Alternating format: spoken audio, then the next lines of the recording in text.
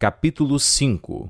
No dia seguinte, com efeito, ali pelas 7 da manhã, quando o cortiço fervia já na acostumada labutação, Jerônimo apresentou-se junto com a mulher para tomarem conta da casinha alugada na véspera.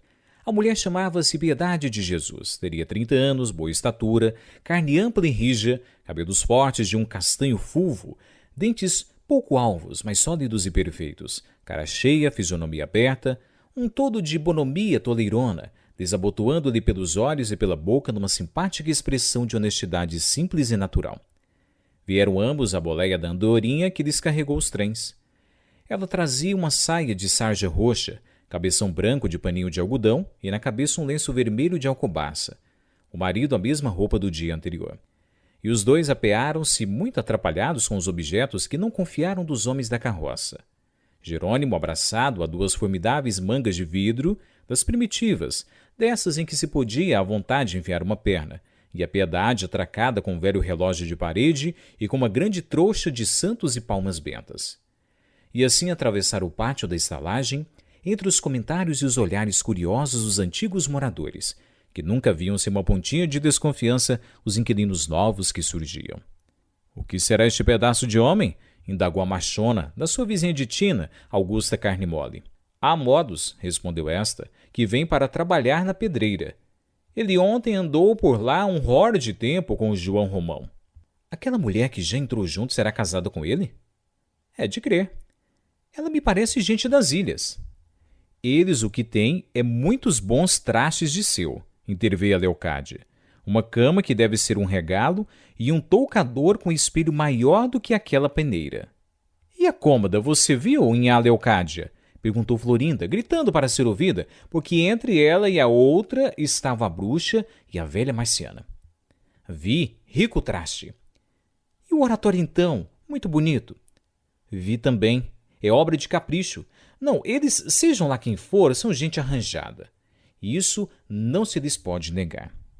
"Se são bons ou maus, só com o tempo se saberá", arriscou Dona Isabel. "Quem vê cara não vê corações", sentenciou o triste Albino suspirando. "Mas o número 35 não estava ocupado por aquele homem muito amarelo que fazia charutos?" inquiriu Augusta. "Estava", confirmou a mulher do ferreiro, a Leocádia. "Porém, creio que arribou, devendo não sei quanto, e o João Romão então esvaziou-lhe ontem a casa e tomou conta do que era dele." "É", acudiu a machona. "Ontem, pelo cair das 2 da tarde, o Romão andava aí às voltas com os cacarecos do charuteiro. Quem sabe se o pobre homem não levou a breca, como sucedeu àquele outro que trabalhava de ourives?" "Não, este creio que está vivo. O que lhe digo é que aquele número 35 tem mau agouro. Eu cá por mim não queria nem de graça. Foi lá que morreu a Maricas do Farjão." 3 horas depois, Jerônimo e Piedade achavam-se instalados e dispunham-se a comer o almoço que a mulher preparara o melhor e o mais depressa que pôde. Ele contava a Viara até a noite uma infinidade de coisas para poder começar a trabalhar logo no dia seguinte. Era tão metódico e tão bom como trabalhador quanto o era como homem. Jerônimo viera da terra, com a mulher e uma filhinha ainda pequena, tentar a vida no Brasil na qualidade de colono de um fazendeiro, em cuja fazenda mourejou durante 2 anos sem nunca levantar a cabeça, e de onde afinal se retirou de mãos vazias e uma grande birra pela lavoura brasileira. Para continuar a servir na roça, tinha que sujeitar-se a emparelhar com os negros escravos e viver com eles no mesmo meio degradante, encurralado como uma besta, sem aspirações nem futuro, trabalhando eternamente para outro. Não quis. Resolveu abandonar de vez semelhante estupor de vida e atirar-se para a corte onde, diziam-lhe patrícios, todo homem bem disposto encontrava furo. E, com efeito, mal chegou, devorado de necessidades e privações, meteu-se a quebrar pedra em uma pedreira mediante um miserável salário. A sua existência continuava dura e precária. A mulher já então lavava e engomava, mas com pequena freguesia e mal paga. O que os dois faziam chegava-lhes apenas para não morrer de fome e pagar o quarto da estalagem. Jerônimo, porém, era perseverante, observador e dotado de certa habilidade. Em poucos meses se apoderava do seu novo ofício e, de quebrador de pedra, passou logo a fazer paralelepípedos e depois foi se ajeitando com o prumo e com a esquadria e meteu-se a fazer lajedos. E, finalmente, a força de dedicação pelo serviço tornou-se tão bom como os melhores trabalhadores de pedreira e a ter salário igual ao deles. Dentro de 2 anos, distinguia-se tanto entre os companheiros que o patrão o converteu numa espécie de contramestre e elevou-lhe o ordenado a 70 mil réis. Mas não foram só o seu zelo e a sua habilidade que o pôs assim para frente. 2 outras coisas contribuíram muito para isso. A força de touro que o tornava respeitado e temido por todo o pessoal dos trabalhadores, como ainda e talvez principalmente a grande seriedade do seu caráter e a pureza austera dos seus costumes. Era homem de uma honestidade a toda prova e de uma primitiva simplicidade no seu modo de viver. Sala de casa para o serviço e do serviço para a casa, onde nunca ninguém o vira com a mulher senão em boa paz. Traziam a filhinha sempre limpa e bem alimentada, e tanto um como o outro eram sempre os primeiros à hora do trabalho. Aos domingos iam às vezes à missa ou à tarde ao passeio público. Nessas ocasiões, ele punha uma camisa engomada, calçava sapatos e enfiava um paletó. Ela o seu vestido de ver a Deus, os seus ouros trazidos da terra, que nunca tinham ido ao Monte de Socorro, malgrado as dificuldades com que os dois lutaram a princípio do Brasil. Piedade merecia bem o seu homem, muito diligente, sadia, honesta, forte, bem acomodada com tudo e com todos, trabalhando de sol a sol e dando sempre tão boas contas da obrigação que os seus fregueses de roupa, apesar daquela mudança para Botafogo, não a deixaram quase todos. Jerônimo, ainda na Cidade Nova, logo que principiara a ganhar melhor, fizera-se irmão de uma ordem terceira e tratara de ir pondo alguma coisinha de parte. Meteu a filha em um colégio, que a queria com outro saber que não ele, a quem os pais não mandaram ensinar nada. Por último, no cortiço em que então moravam, a sua casinha era mais decente, a mais respeitada e a mais confortável. Porém, com a morte do seu patrão, e com uma reforma estúpida que os sucessores dele realizaram em todo o serviço da pedreira, o colono desgostou-se dela e resolveu passar para outra.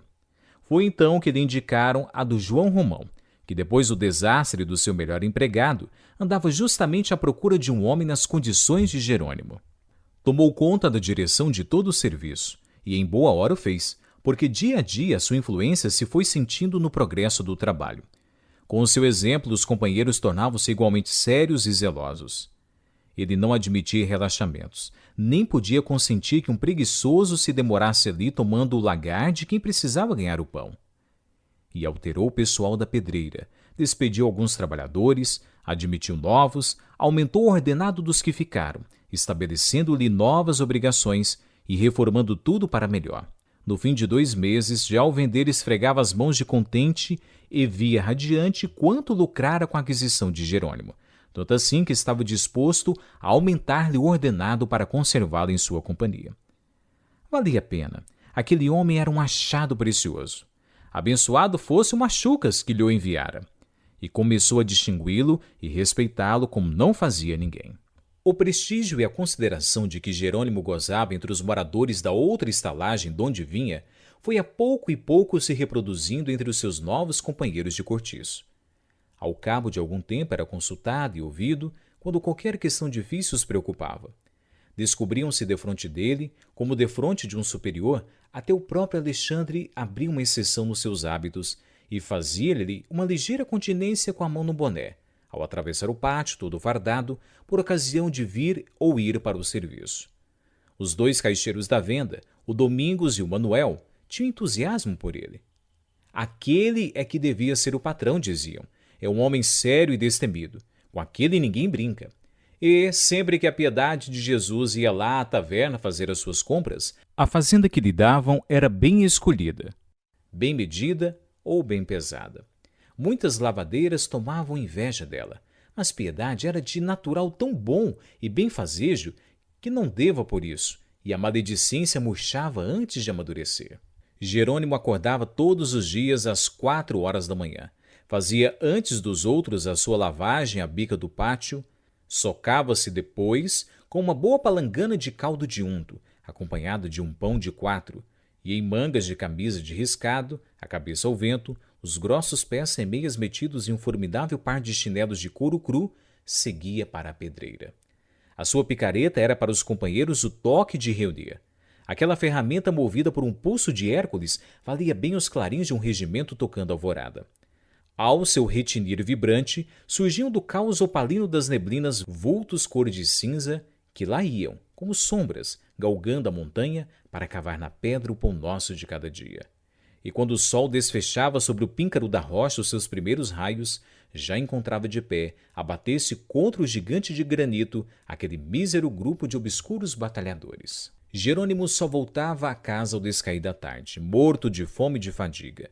A mulher preparava-lhe sempre para o jantar alguma das comidas da terra deles.